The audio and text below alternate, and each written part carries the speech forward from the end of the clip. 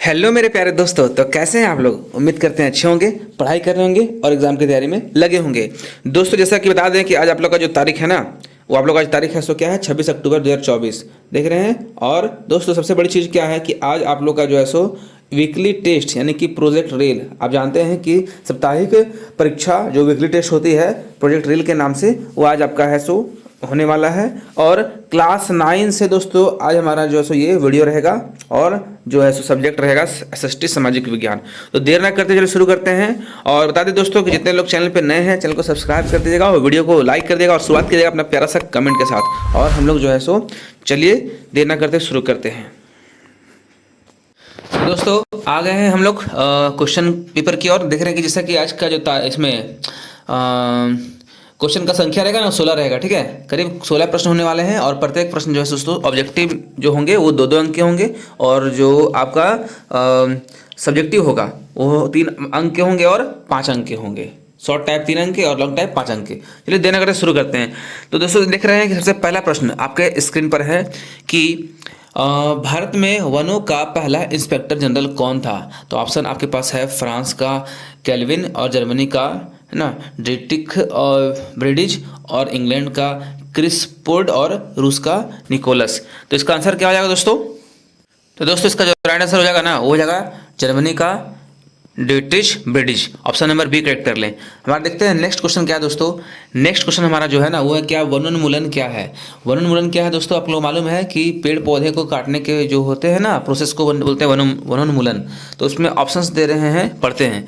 Question 2 का option A है वनों का लुप्त होना, पूर्ण विकसित पेड़ की कटाई और वनों से जंगली जानवरों का विलुप्तीकरण और नए पेड़ लगाना। तो बताएं वनोन्मूलन का मतलब क्या होता है। तो वनोन्मूलन का होता है पूर्ण विकसित पेड़ की कटाई ना, ये वाला ऑप्शन। और एक ठो क्या है ए वनों का लुप्त होना। तो इसका दोस्तों आंसर जो है ना हो जाएगा बी, क्योंकि पूर्ण विकसित पेड़ की कटाई को ही बोलते हैं वनोन्मूलन। अब वनों का लुप्त होना ये भी है कारण, लेकिन यहाँ पे जो है ना कटाई वर्ड जो आ रहा है ना दोस्तों ये इसका आंसर हो जाएगा राइट। चलिए है ना, चलते क्वेश्चन नंबर 3 की ओर। देख रहे हैं 3 नंबर प्रश्न क्या है हमारा कि कांटेदार चल वाला वृक्ष कौन सा है। कांटेदार चल वाला वृक्ष कौन सा है? तो साल है, टीक है और सेमूर है और उपरोक्त सभी है। तो इसका आंसर जो हो जाएगा दोस्तों एक्चुअली में ये जो है सो चल लिख रहा है, चल नहीं होगा। कांटेदार छाल वाला वृक्ष कौन सा है? तो छाल भी है, टीक भी और सेमूर भी और ऊपर सभी। ऑप्शन नंबर डी करेक्ट कर ले। D is the right answer, ठीक है। और टीक और सेमूर आई थिंक हाँ डी में सब जाएगा, ठीक है। चलिए चलते हैं क्वेश्चन नंबर 4 की ओर। देख रहे हैं हमारा क्वेश्चन नंबर 4 क्या है कि बिरसा मुंडा ने जिस क्षेत्र में वन समुदाय के विरोध का नेतृत्व किया वह कौन सा था। तो आंध्र प्रदेश, केरल और संथाल परगना और छोटा नागपुर।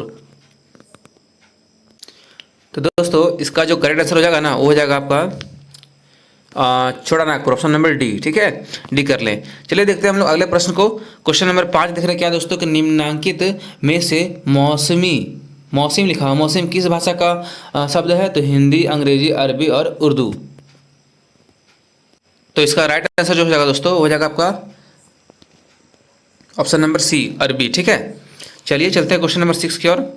देख रहे हैं क्या कि कोरियोलिस बल निम्न में से किस कारण से उत्पन्न होता है। तो पृथ्वी के परिक्रमण के कारण और पृथ्वी के झुकाव के कारण होगा यहाँ पे, और पृथ्वी के घूर्णन के कारण और पृथ्वी के गुरुत्व के कारण। इसका आंसर क्या हो जाएगा दोस्तों? तो यहाँ पे हो जाएगा दोस्तों पृथ्वी के परिक्रमण के कारण और पृथ्वी के झुकाव और पृथ्वी के घूर्णन है ना, पृथ्वी के घूर्णन के कारण। ऑप्शन नंबर सी, जिनका आंसर लग रहा है कि सी होगा, राइट है। पृथ्वी के घूर्णन के कारण क्या होता है जो है सो कोरियोलिस बल लगता है, ठीक है, उत्पन्न होता है। चलिए देखते हैं क्वेश्चन नंबर हमारा 7 क्या है। देख रहे हैं 7 नंबर क्वेश्चन क्या है कि पश्चिम बंगाल में हवाओं के साथ गरज वाली मूसलाधार वर्षा को निम्न में से किस नाम से जाना जाता है। तो बताएं व्यापारिक पवने, काल वैसाखी और लू और इनमें से कोई नहीं। देख रहे हैं पश्चिम बंगाल में चलने वाली जो गरज वाली जो मूसलाधार वर्षा होती है ना वो क्या होती है। तो आपको मालूम है तो इसका राइट जो आंसर हो जाएगा दोस्तों हो जाएगा काल बैसाखी। याद रखिएगा, काल बैसाखी हवा होती है पश्चिम बंगाल की ओर चलने वाली मूसलाधार वर्षा के समय में। ठीक है, चलिए काल बैसाखी है, इसका कर ले, राइट कर ले। चलते हैं क्वेश्चन नंबर 8 की ओर दोस्तों। 8 नंबर देख पा रहे हैं क्या कि भारत में चुनाव कराने की जिम्मेदारी किसकी होती है? भारत के राष्ट्रपति, भारत के प्रधानमंत्री, भारत का निर्वाचन आयोग और भारत का सर्वोच्च न्यायालय। भारत में जो चुनाव की जिम्मेदारी है इनमें से किसकी होती है? तो इसका दोस्तों करेक्ट आंसर जो हो जाएगा ना ऑप्शन नंबर सी हो जाएगा, भारत का निर्वाचन आयोग। चलिए चलते हैं क्वेश्चन नंबर 9 की ओर। देख रहे हैं 9 नंबर क्वेश्चन क्या है कि भारत में संसद सदस्य का कार्यकाल कितने वर्षों का होता है? 3 वर्ष, 4 वर्ष, 5 वर्ष और 6 वर्ष। तो याद रखिएगा दोस्तों, बात रह गया संसद सदस्य की, तो उनके कार्यकाल जो होती है वो होती है 6 वर्षों के लिए। ठीक है, ऑप्शन नंबर डी करेक्ट कर लें, बाकी सी और बी और ए रॉन्ग हो जाएगा। और नेता लोग जो होते हैं उनका 5 वर्ष तक कार्यकाल होता है। चलिए हम लोग चलते हैं नेक्स्ट क्वेश्चन की ओर। हमारा नेक्स्ट क्वेश्चन क्या है दोस्तों, देख रहे हैं कि निम्न में भारत निर्वाचन आयोग का मुख्य उद्देश्य क्या है? स्वतंत्र एवं निष्पक्ष तरीके से चुनाव, बी है सत्तारूढ़ पार्टी के एजेंड को बढ़ावा देना, और ऑप्शन सी है कि राजनीतिक दलों का चुनाव नीति विवृत करना, और उपरोक्त में से कोई नहीं। तो इसका राइट आंसर हो जाएगा दोस्तों, तो इसका राइट आंसर जो हो जाएगा दोस्तों ऑप्शन नंबर ए हो जाएगा। ठीक है, ये कर ले, जब हमने पढ़ा था कि स्वतंत्र एवं निष्पक्ष तरीके से चुनाव कराना जो है उसका मुख्य उद्देश्य है। चलिए देखते हैं दोस्तों, इस तरह से हम लोग जो है सो करीब 10 ऑब्जेक्टिव क्वेश्चन हम लोगों ने कर लिया। अब बारी है दोस्तों सब्जेक्टिव की, जो कुछ अति लघु उत्तरीय है, मतलब शॉर्ट टाइप है, और फिर एक वेरी शॉर्ट है, फिर शॉर्ट टाइप है, फिर लॉन्ग टाइप है। चलिए अब देखते हैं। तो क्वेश्चन में दोस्तों आ गए हम लोग 11 में। 11 का आंसर पढ़ने से पहले क्वेश्चन पढ़ते हैं। क्या है कि झूम की खेती से आप क्या समझते हैं? दोस्तों ये क्वेश्चन वेरी वेरी इंपॉर्टेंट है, बार बार पूछा जाता है। ठीक है, इसको हम लोग करते हैं, आइए देखते हैं इसका आंसर क्या हो जाएगा। दोस्तों झूम खेती का आंसर हम लोग देखते हैं क्या है कि एक आदिम प्रकार की खेती है जिसमें पहले, ठीक है, पहले वृक्षों तथा वनस्पतियों को काटकर उन्हें जला दिया जाता है। ठीक है, और उसका क्या किया जाता है? ये न केवल भारत बल्कि श्रीलंका, फिर हिंदेशिया और रोडेशिया में भी कह सकते हैं। और इस प्रकार की जो है सो हस्तांतरितशील या फिर हस्तांतरणशील कृषि को श्रीलंका में चेना और हिंदेशिया में लदांग और रोडेशिया में है ना मिल्पा कहते हैं। और सिंपल वर्ड में बता दें दोस्तों, तो झूम खेती क्या है पता है कि एक प्रकार की ऐसी कृषि जिसमें जो है सो कुछ लोग जनजाति होते हैं, आदिवासी लोग जो है क्या करते हैं, झूम खेती में खेती को एक स्थान से दूसरे स्थान मतलब जो सो हस्तांतरित करते हैं, मतलब घूम घूम के खेती करते हैं। और इसमें जो होती है दोस्तों वो क्या होते हैं, जो पुराने पेड़ पौधे जो होते हैं ना उनको जला करके उनके राख को जो है सो ज़मीन पे छोड़ दिया जाता है और उसी में खेती करते हैं लोग। मतलब कुछ साल यहाँ करेंगे, फिर कुछ साल किसी और जगह करेंगे, फिर कुछ साल किसी और जगह करेंगे, यानी कि घूम घूम कर खेती करने वाले प्रथा को झूम खेती कहते हैं। ठीक है, इसमें जो है सो परमानेंट बोल सकते हैं, मतलब अस्थायी रूप से खेती नहीं होता है, मतलब एक साल किया अगला साल कहीं और करेगा, इस तरह से। तो अब लिख लें झूम खेती क्या है। झूम खेती एक प्रकार का जो है सो घुमंतु खेती प्रक्रिया है जिसमें कृषक क्या करते हैं, पुराने पेड़ पौधों को जला करके उसकी राख को छिड़क देते हैं, जमीन पर ही मिट्टी में ही छोड़ देते हैं और उसमें जो है सो खेती करते हैं। ये हो गया क्या, घुमंतु खेती, चाहे कृषि झूम खेती। ठीक है, चलिए इसका आंसर आप लोग समझ में आ गया आई थिंक, इसको कर लीजिएगा। चलिए चलते हैं अगले क्वेश्चन की ओर। फिर हमारा नेक्स्ट क्वेश्चन क्या है दोस्तों कि मानसून को परिभाषित करें। मानसून क्या है उसको परिभाषित करते हैं। हाँ आइए देखते हैं। तो दोस्तों मानसून का अर्थ एक वर्ष के दौरान मानसून पवन की दिशा में ऋतु के अनुसार परिवर्तन है। मानसून में विराम मानसून की एक प्रकृति है, वर्षा में विराम, और इसमें आर्द्र एवं शुष्क दोनों तरह के अंतराल होते हैं।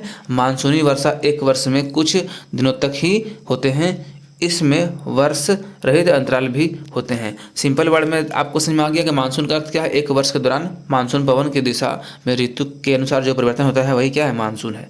ठीक है, और इसमें कुछ आर्द्रता और कुछ शुष्क जो है शुष्कता करें, तो शुष्क और आर्द्र दोनों स्थितियाँ देखने को मिलती है। ठीक है, और ये मानसूनी वर्षा आप बोल सकते हैं, उसी को मानसून कहते हैं। चलिए आप लोग समझ में आ गया होगा, इसका आंसर कर ले आप लोग देख करके। चलिए बढ़ते हैं नेक्स्ट क्वेश्चन की ओर।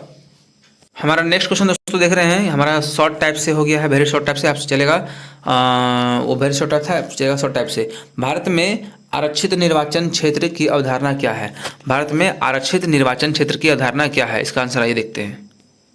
तो दोस्तों इसका आंसर हम लोग करते हैं, ये देखते हैं कि संविधान निर्माताओं का मानना था कि समाज के पिछड़े वर्ग के लोगों का राजनीतिक प्रतिनिधित्व बढ़ाने के लिए उन्हें कुछ सुविधाएं देनी होंगी, इसलिए अनुसूचित जाति द्वारा इसलिए अनुसूचित जाति और अनुसूचित जनजाति के लिए आरक्षित निर्वाचन क्षेत्र बनाए गए। 26 जनवरी 2019 तक की स्थिति के अनुसार, ठीक है, भारतीय संसद में 84 सीटें जो है सो अनुसूचित जाति के लिए है, ठीक है, याद रखिएगा। हमेशा पूछता भी है कि अनुसूचित जनजाति के कितनी सीटें हैं, तो 84 याद रखिएगा। और 47 सीटें अनुसूचित जनजाति के लिए आरक्षित है, ठीक है, यानी कि अनुसूचित जनजाति के लिए कितनी सीटें हैं, तो 47। इन सीटों से आरक्षित श्रेणी के उम्मीदवार ही चुनाव लड़ सकते हैं, और लेकिन वहाँ के मतदाता समाज के हर वर्ग से होते हैं। अब स्थानीय निकायों के चुनावों के लिए सरकार ने अति पिछड़ा वर्ग के लिए भी सीटें आरक्षित कर दी है।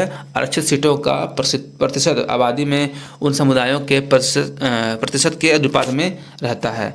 दोस्तों समझ में आया, यही हमारा क्या है, भारतीय निर्वाचन क्षेत्र का आंसर, ठीक है, यानी कि भारतीय आरक्षित निर्वाचन क्षेत्र की अवधारणा यही था। आइए देखते हैं क्वेश्चन नंबर 14 में क्या है दोस्तों, देख रहे हैं कि भारत के किस भाग में दैनिक तापांतरण अधिक होती है एवं क्यों। आइए इसका आंसर हम लोग देखते हैं क्वेश्चन नंबर 14 का। तो दोस्तों भारत में सबसे अधिक दैनिक तापांतरण चाहे तापमान भारत के मरुस्थल में होता है, ठीक है, क्योंकि रेत शीघ्र गर्म हो जाते हैं और इसलिए जो है तापांतरण क्या होता है, सबसे ज़्यादा अधिक होता है। इसको लिख लें, सबसे ज़्यादा क्षेत्र मान लें भारत में क्या हो गया, तो आप बोल सकते हैं मरुस्थलीय क्षेत्र, यानी कि राजस्थान, या फिर बोल सकते हैं कि जिस क्षेत्र में रेत अधिक होता है ना, वहीं पर सबसे पहले तापांतरण देखने को मिलता है।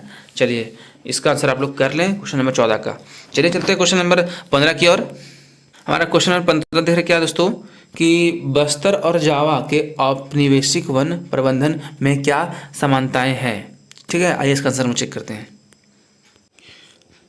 दोस्तों आइए पढ़ते हैं, बस्तर में वन प्रबंधन का उत्तरदायित्व अंग्रेजों के और जावा में डचों के हाथ में था। पहला अंतर देख रहे हैं कि जो है सो बस्तर में वन का जो नियंत्रण था ना, या फिर प्रबंधन था, वो अंग्रेजों के हाथ में था, और जावा के जंगलों का जो नियंत्रण था वो क्या था, डचों के हाथ में था। पहला ये पॉइंट हो गया। आप पॉइंट आज भी लिख सकते हैं, तो इसी को लिखने की कोई दिक्कत नहीं है, लेकिन अंग्रेज व डच दोनों सरकारों के उद्देश्य समान थे, ठीक है। ये हो गया, दोनों का जो है सो मेन मकसद सेम था, एक दूसरे के साथ मिलता था, उनका मतलब जो भी था लक्ष्य। दोनों ही सरकारें अपनी ज़रूरतों के लिए लकड़ी चाहती थी और उन्होंने अपने एकाधिकार के लिए काम किया। दोनों को अपना जो है सो एकाधिकार प्राप्त करने के लिए जो है सो काम करते थे, और दोनों लकड़ी के लिए ही काम करते थे जंगलों में, ठीक है, लकड़ी प्राप्त करने के लिए। आगे देखिए क्या है कि दोनों ने ही ग्रामीणों को घुमंतु खेती करने से रोका, मतलब ग्रामीणों को घुमंतु खेती करने से इन लोगों ने रोकना शुरू कर दिया, ताकि दूसरे जंगल में लोग ना जाए और उन लोगों को पेड़ काटने में आसानी हो, ठीक है। आगे देखिए क्या है, दोनों ही औपनिवेशिक सरकारों ने स्थानीय समुदायों को विस्थापित करके वन उत्पादों का पूर्ण उपयोग करके जो है सो उनको पारंपरिक आजीविका कमाने से रोका, ठीक है। और बस्तर के जो है ना लोग, बस्तर के लोगों को आरक्षित वनों में इस शर्त पर रहने दिया कि वे लकड़ी का काम करने वाली कंपनियों के साथ काम मुफ्त में किया करेंगे। इसी प्रकार के काम की मांग जावा में वेलडॉग डिस्टेंट प्रणाली के अंतर्गत पेड़ काटने और लकड़ी ढोने के लिए ग्रामीणों से की गई, और दोनों स्थानों पर जंगली समुदायों को अपनी ज़मीन छोड़नी पड़ी, तो विद्रोह हुआ और जिन्हें अंततः कुचल दिया गया। और जिस प्रकार 1770 ईस्वी में जावा में कलंग विरोध को दबा दिया गया, उसी प्रकार 1910 में बस्तर का विरोध भी अंग्रेजों द्वारा जो है सो कुचल दिया गया। देख रहे हैं दोस्तों, जावा और जो है सो बस्तर दोनों का कहानी लगभग सेम है, तो आप देख सकते हैं, इसको आप लोग लिख लें ये वीडियो को रोक करके। चलिए चलते हैं हम लोग नेक्स्ट क्वेश्चन की ओर। अब दोस्तों हमारा जो आखिरी प्रश्न है ना, वो क्या है, शीत ऋतु की अवस्था एवं उसकी विशेषता बताएं। शीत ऋतु की अवस्था और विशेषता क्या है, देख रहे हैं, जो कि हम लोग का मौसम जो है सो शीत ऋतु अब आने वाला है ना। तो आइए दोस्तों देखते हैं इसका आंसर क्या है। तो देख रहे हैं कि शीत ऋतु की अवस्था एवं उसकी विशेषता है ना। भारत में शीत ऋतु जो है सो मध्य नवंबर में उत्तरी भारत से आरंभ होती है और फरवरी तक रहती है। इस ऋतु की विशेषता और जलवायु दशाओं का वर्णन इस प्रकार है। सबसे पहले हम लोग बात करेंगे तापमान को लेकर के, ठीक है। शीत ऋतु में तापमान कैसा होता है, तो इस मौसम में सूर्य दक्षिण गोलार्ध में मकर रेखा पर सीधा चमकता है, इसलिए भारत के दक्षिण भारत से उत्तर की ओर तापमान लगातार घटता रहता है। चेन्नई का औसत तापमान जो है सो 24 डिग्री से 25 डिग्री होता है, जबकि उत्तरी भारत में 10 डिग्री से 15 डिग्री के बीच होता है, ठीक है। ये तापमान था। हम लोग देखते हैं आगे क्या है। वायु का दाब मतलब एयर प्रेशर क्या होता है उस समय। संपूर्ण उत्तरी भारत में तापमान में गिरावट के कारण उच्च वायुदाब का क्षेत्र पाए जाते हैं और परिणामस्वरूप हमारे देश के उत्तरी पश्चिमी भाग में 1020 मिलीबार की समदाब रेखा द्वारा प्रति चक्रवात की स्थिति उत्पन्न होती है। देश के दक्षिण भागों तथा समुद्री क्षेत्रों में निम्न वायुदाब वाली 1013 मिलीबार की समदाब रेखा गुजरती है। दोस्तों जान रहे हैं कि ये नवंबर के महीना में जो है सो काफ़ी ज़्यादा यहाँ पे ठंड का जो है सो आगमन देखने को मिलता है। और अभी आप देख रहे हैं कि एक चक्रवात का नाम हम लोग के सामने आया हुआ है। आप लोग को देखे होंगे, आप लोग के स्कूल में चर्चा किया गया होगा, तो बताएंगे आप लोग कमेंट में कि कौन से चक्रवात हमारे झारखंड में जो है सो आगमन हो चुका है, ठीक है। इस कारण से कुछ जिलों का स्कूल बंद भी था। चलिए थोड़ा सा आगे देखते हैं क्या। ये तो तापमान था, आगे देखते हैं। सॉरी वो पवन दाब था, है ना। अब पवन देखते हैं।